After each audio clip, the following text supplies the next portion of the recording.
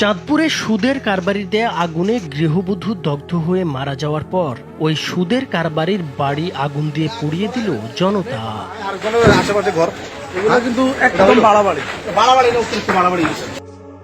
গত শুক্রবার রাতে প্রতিবেশী নাসিমা বেগম ও তার লোকজন সুদের টাকার জন্য কেরোসিন ঢেলে শাহনাজ বেগমের শরীরে আগুন ধরিয়ে দেয় বলে অভিযোগ ওঠে। জানা যায়, নাসিমা সুদে টাকা খাটান। 1 বছর আগে তার কাছ থেকে 50,000 টাকা ধার নেন শাহনাজ বেগম। সেই টাকা পরিশোধ করা হলেও গত কয়েক মাস আগে শাহনাজের কাছে আরও টাকা পাবেন বলে দাবি করেন সুদের কারবারি নাসিমা।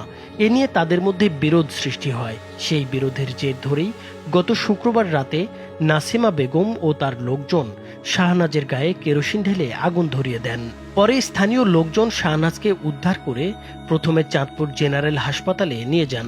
সেখান থেকে উন্নত চিকিৎসার জন্য তাকে ঢাকার জাতীয় বার্ন ও প্লাস্টিক সার্জারি ইনস্টিটিউটে পাঠানো হয়।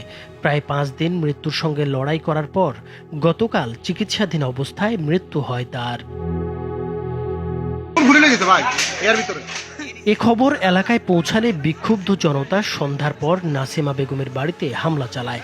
লুটপাটের পর তার বাড়িতে আগুন ধরিয়ে দেওয়া হয়। খবর পেয়ে ফায়ার সার্ভিস ঘটনাস্থলে গিয়ে আগুন নিয়ন্ত্রণে আনে।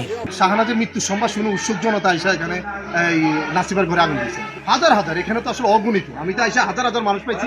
আমি নিজে ফায়ার সার্ভিসের উপর ফোন দিয়ে এখানে আনছি এবং ওসি স্যারকে এটা অবগত করছি।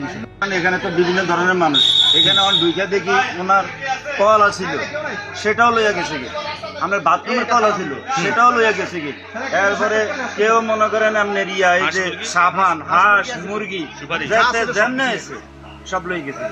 এ ঘটনার পর সেনাবাহিনী ও ফরিদগঞ্জ থানা পুলিশ ঘটনাস্থল পরিদর্শন করে। ফরিদগঞ্জ থানার ভারপ্রাপ্ত কর্মকর্তা জানিয়েছেন, পরিস্থিতি নিয়ন্ত্রণে আনতে এলাকায় অতিরিক্ত পুলিশ মোতায়েন করা হয়েছে।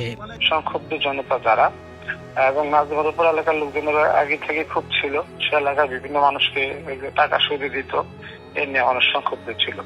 এই সংক্ষুব্ধ জনতা তার বাড়িতে পরবর্তীতে লুটপাট করে এবং অগ্নিসংযোগ করে আর কি। অন্যদিকে আসামি সুদের কারবারি নাসিমাকে গ্রেপ্তার করে আদালতের মাধ্যমে কারাগারে পাঠানো হয়েছে বলেও জানিয়েছে পুলিশ।